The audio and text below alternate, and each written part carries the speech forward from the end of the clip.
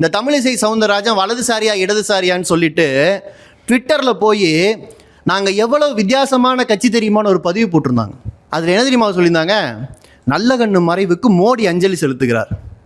மோடி அஞ்சலி எடுத்து போட்டு இந்திய கம்யூனிஸ்ட் கட்சி மார்க்சிஸ்ட்னு ஒரு கட்சி இருக்குது, அதான் நான் செயல்படக்கூடிய கட்சி, அந்த கட்சியை டேக் பண்ணி இந்திய கம்யூனிஸ்ட் கட்சி மார்க்சிஸ்ட் தோழர்களுக்கும் தலைவர்களுக்கும் உங்களுடைய துயரத்தில் பாருங்க மோடியே பங்கெடுத்துக்கிறார். ஆமாங்க, நாங்களும் துயரத்தில் இருக்கோம். ஏன்னா நல்ல கண்ணன் தோழருங்கிறவர் எல்லா கம்யூனிஸ்டுகளுக்கும் தலைவர் இல்லையா, நாங்கள் துயரத்தில் இருக்கோம். ஆனால் என்ன பரிதாபம்னா சிபிஐ தோழர்கள் அவங்க விட்டாங்க. நல்ல கண்ணு தோழருடைய கட்சி எதுவோ அந்த கட்சி துயரத்தில் அவங்க பங்கெடுக்கல, விட்டுட்டாங்க.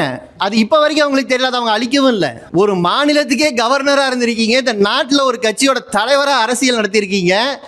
இந்த நாட்டில் ஒரு மிகப்பெரிய தலைவர், உங்க துயரத்துக்கெல்லாம் காரணமான நல்ல கண்ணு தோழர் எந்த கட்சியில் இருக்கிறாருன்னு தெரியல. இடதுசாரியா வலதுசாரியானா, வலதுசாரி அரசியலுக்கு பிம்பங்கள் போதும்.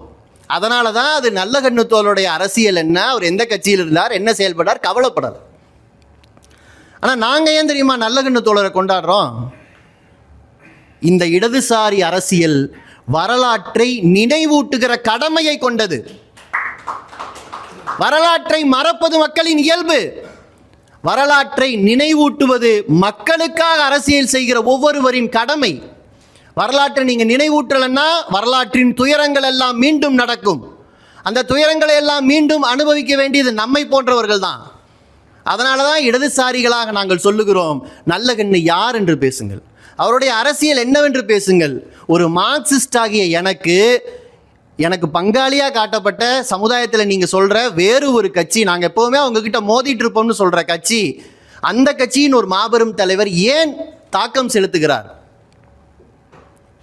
ஏன்னா நல்ல கண்ணு அரசியலுக்கு வந்த காலத்தில் அரசியல்னு ஒன்றை இந்த நாட்டு மக்களுக்கு யாருமே தரலை. அன்றைக்கு தேர்தலில் நிற்பதற்கு நீதி கட்சிக்கும் காங்கிரஸ் கட்சிக்கும் வாய்ப்பு இருக்கு. ஆனால் யார் நிற்கலாங்கிறதையும் யார் வேட்பாளருக்கு வாக்களிக்கலாங்கிறதையும் அவருக்கு சொத்து இருக்கா நிலம் இருக்காங்கிறத வச்சு தான் முடிவு பண்ணாங்க. நல்ல கண்ணு காங்கிரஸ் கட்சியில் சேர்ந்தாருங்க. காங்கிரஸ் கட்சியுடைய வேட்பாளருக்காக ஓட்டு கேட்டு இருக்கிறார். மஞ்சப்பட்டியில் ஓட்டு போடுங்கன்னு சொல்லி பெட்டிக்காக ஓட்டு கேட்டு இருக்கிறார். ஆனால் அவருக்கு கொடுத்த பேட்டி என்ன தெரியுமா, நாங்கள் போய் ஓட்டு கேட்போம், நாங்கள் போட முடியாது, நாங்கள் ஓட்டு போட முடியாது. ஆனால் விடுதலைக்காக ஒரு கட்சி நிற்குது, அரசியலில் பங்கெடுக்கிறது. அப்போ என்ன, மக்களிடம் போய் மக்களிடம் நமக்கான அரசியலை கட்டமைக்கிறதுக்காக பேசுறது. அதிகாரம் இல்லை, அதிகாரம் நமக்கு எதையெல்லாம் தரம் இருக்கிறதோ அதை பேசுவது.